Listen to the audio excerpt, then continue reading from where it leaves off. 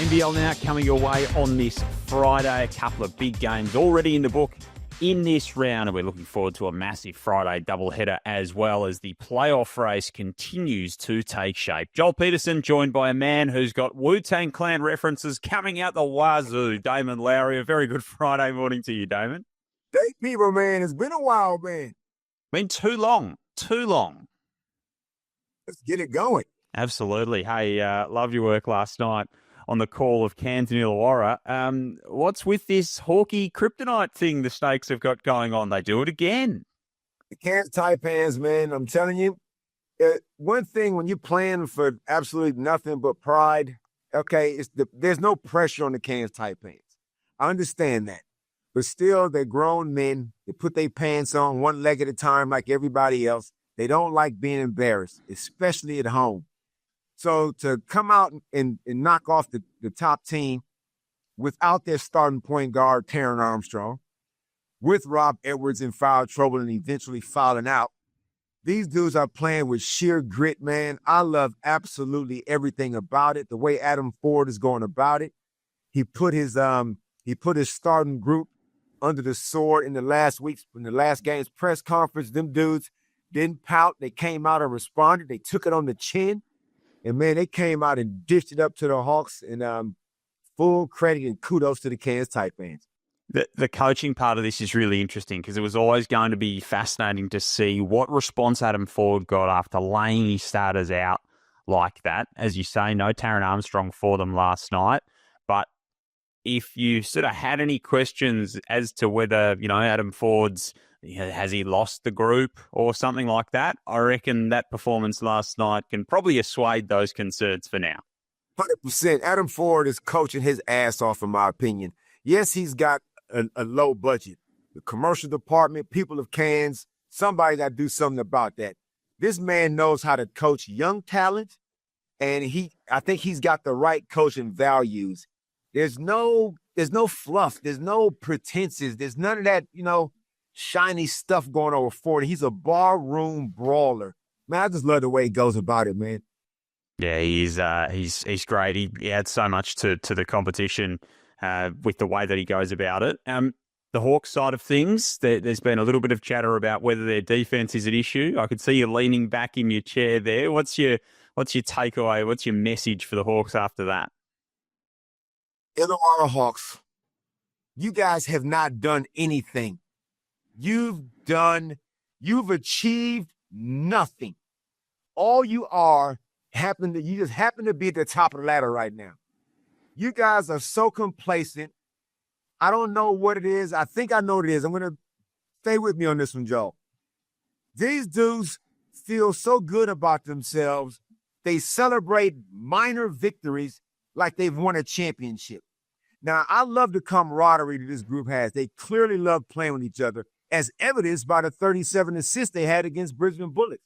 But then, fast forward a couple of days, and now you got no assist in the first quarter, one assist at halftime. You guys feel way too good about yourselves when you've won nothing. You are in a position to do something. You need to check yourselves. Don't believe all the hype. Get your heads out of your asses and just get the job done. It's business. Yes, get in the locker room and high five and hug.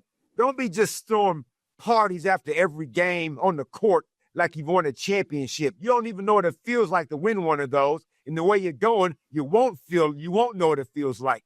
So just get back to the basics. Get back to the essentials and just play the game, win the game, get off the court, high five the crowd, and get in the locker room. You guys ain't done nothing yet to be carried on like you're doing. This complacency thing has just gotten out of hand. Ran over. Strong stuff. I like it. Are you concerned about the defense?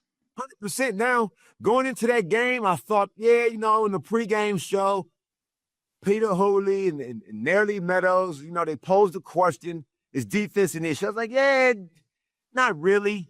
Teams are scoring points. They're not giving up massive numbers. But now I'm watching them play selfish defense, and Peter Hooley nailed it.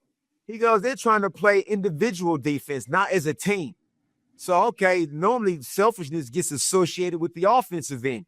but it's just as important on the defensive end. So I'm watching guys get blown by, no help, watching guys just try back on defense, watching guys not box out, not rotate, the second row, all these little things that coaches kind of take for granted that your team is going to do, they now not doing it.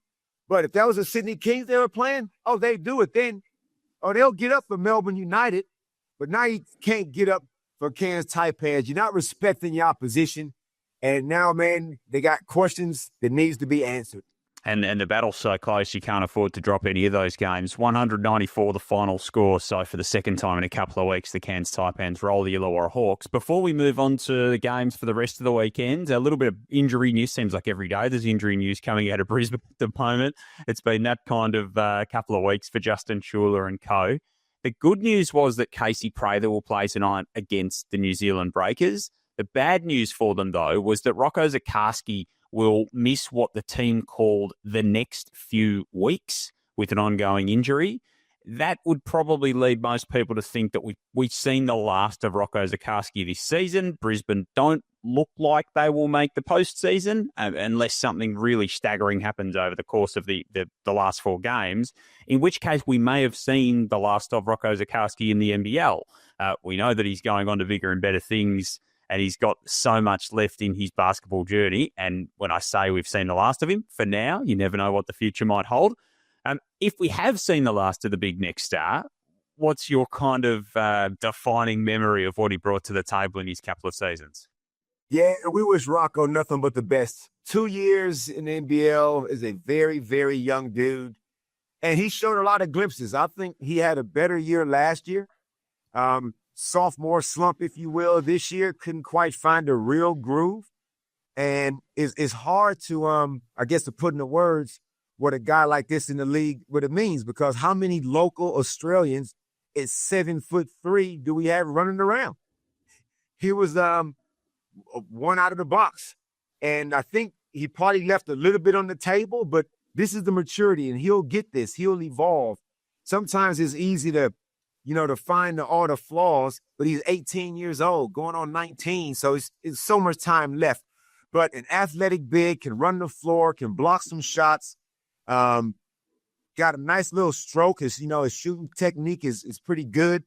So, yeah, he's just going to have to just literally get older, Joel. So, hopefully, man, his name gets called out in the draft, whether it's first round or second round. But I'm telling you, he's going to have to find a little bit more dog as his career evolves, because when he gets to the NBA, if that's where he's going, it's cutthroat. Not that I know firsthand, just from what I've seen. Yeah, he's just so much potential there with Rocco Zikarsky, and injuries all season, really. Never really got a run at it this year, and then the playing time wasn't quite there. But, if it is indeed the last that we've seen of him in the NBL for now, he's brought us plenty of highlights along the way, so we wish him all the very best. His Brisbane Bullets are in action against New Zealand tonight, and if either of these teams are to make a serious run at the postseason, it's a must-win. It sort of feels like a loser-leaves-town matchup, particularly for the Breakers. Do you see it the same way? Yeah, pretty much. I mean, Brisbane Bullets got to run the table, and without all their troops, Tyrell Harrison, I think he's out. No Rocco. Casey Prather, man, is just, you can tell, man, he's getting worn down. He's getting worn down. He's had to carry a lot. Karen J. Cook, probably similar vein. It's just been a taxing season. That's what this NBL season is. That's how it is. And it's a battle of attrition. Who can stay healthy? Who can just keep fighting through adversity? And right now, I just feel like the adversity has just gotten too much for the Brisbane Bullets. They're still going to make a valiant effort and all that. I get it, but I just think they're running out of legs, Joe. And New Zealand Breakers, you don't really know what you're going to get from them. I've enjoyed immensely the way Pettery Competent has coached this group. PJC back, Matt Mooney is showing a whole lot of heart. Sam Meninga is finally stepping up again, playing to the level that he was earlier in the season. So I'm expecting an entertaining game of basketball. Yeah, absolutely, down in Christchurch this evening. So Brisbane and New Zealand's the early game tonight. The late game is going to be all kinds of fascinating. I'm making my way up to Sydney a little bit later today, which I'm very much looking forward to, for the Kings and the 36ers. Last time they got together, it was circle the wagons for Adelaide and come out and find a response. They need to win every game that they can in the run into the postseason. While the Kings at the moment, all of a sudden, sit in second spot. First is within touching distance, and things are starting to open up for them, coming off what Brian Goorjian said was their best win of the year. How do you assess this one? Yeah, this game's going to have a whole lot of fireworks in it. Obviously, Adelaide got the dub the last time in Sydney, and their backs are against the wall, too. They got to get at least 3 wins. The Sydney Kings are playing good basketball. Now, let me just preface this, Joe, by saying some teams can't beat other teams. So, for example, Sydney Kings can't beat the Illawarra Hawks. Illawarra Hawks can't beat Adelaide or Cairns. I mean, Melbourne United, they struggle. They can't beat the South East Melbourne Phoenix. You know what I mean? So styles makes the fights. So this style is going to be interesting because both teams like to play what I consider some terminal ISO spread the floor basketball. Kings going to spread you out, middle pick and roll, Jalen Adams, good luck to you. Adelaide 36 is going to put the ball in Kendrick Davis's hands for 22 seconds of the shot clock. Good luck to you.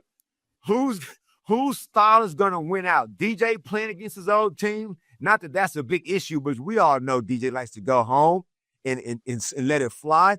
So this game could be both teams in the hundreds, I'm expecting.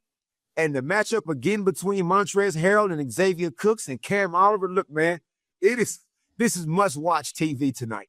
It's loaded. Who do you think wins? You know what? I'm going to go with Adelaide. Okay. I'm going with Adelaide, and here's why. Jalen Adams, I think I saw him walking a little bit proppy. He's going to need to be 100% because Kendrick Davis is arguably the second fastest dude in the league behind PJC. And if Jalen Adams' back is a little bit gimpy, I don't know how you even come close to staying in front of Kendrick Davis. So, and I feel like the 36ers got more to play for. I'm always going to go with the desperate team, Joe, so I'm going with the 36ers. Okay, so that's the late game this evening. Tomorrow, the early game at the State Basketball Centre is South East Melbourne and Tasmania, and this has got some real playoff ramifications on it. So at the moment, it's 5th and 6th. South East, a game and a half clear of Tassie. We know Tassie have got all the injury worries in the world at the moment. If South East win, they get to 15 wins. They basically lock up their spot inside that top 6. It'll be so hard to replace them. And Tassie fall into the clutches of the teams like Adelaide. Whereas if Tassie are able to win, if they're able to pull this one out, it all of a sudden makes Adelaide's job all the much harder. Again, this is just another intriguing game in the way that it sort of unfolds at that playoff race. And let's look at the Southeast Melbourne Phoenix. Like, who are you guys right now? You know, you got your operations manager coming out doing a little bit of chirping, got put back in his box. Now you got Matt Hurt not getting involved. Last game had like 1 or 2 shots in the first half. That is just preposterous. Southeast Melbourne Phoenix kind of reverted back to some old ways, which we haven't seen a lot of lately. Some real terminal basketball being played, some bad shots taken. Nathan Sobey looked like the worst version of himself, even though he had the scoreboard ticking over. I think it came at the expense of the overall big picture. And that team, Matt Hurt is their best player. Make no mistakes about it. Their most unstoppable force. He cannot go a half taking 2 shots. And then Jordy Hunter, once again, only getting 2 to 4 shots a game. And they had the height advantage, I thought, over the Kings. So now I'm looking at the Phoenix like, what are you guys going to do? In saying that, Tasmania JackJumpers, Joe, you can trust what they're going to do. How they're going to go about it, the process, the Jackie way. They got one more win in them. I don't think it's going to be against the Phoenix, though, Joe, but they definitely got another win in them. That would be big if they could come up with it. Again, then they're another team that sort of struggle from the height perspective, so it might be a matchup that doesn't quite suit the Jackies. Their run home is South East Melbourne. Then on Thursday, they've got the Hawks. Then on Saturday, the 1st of Feb, they've got Melbourne. And then they've got Cairns at home in their last game. So they may well have one more win in them, but they're going to have to cause an upset if it's multiple. 100%. And like the way the Hawks are right now, it could be them. Cairns Taipans, you never know how they can bag up after a big win, feeling good about themselves now. It's just been very fascinating and intriguing to watch how teams respond after losses and after wins. The late game on Saturday, Perth and Cairns. The Snakes, any chance going west to a Perth team stung off a loss on Thursday night? Exactly. Now, Perth Pride got hurt in front of the Red Army. The longest road trip, I believe, or one of the longest road trips, if not the longest. Cairns got to go all the way over there with no Taron Armstrong, according to Adam Ford in his press conference. So, look, I'm not going to, man, I would love to see Cairns get up again. I think this is going to be too much for them. But in saying that, they're going to put up a spirited fight, I believe. All right, and just tips for Sunday that round the round out. So Brisbane and Melbourne, that's in Brisbane. United. And then Adelaide, New Zealand at the Adelaide Entertainment Centre. 36ers.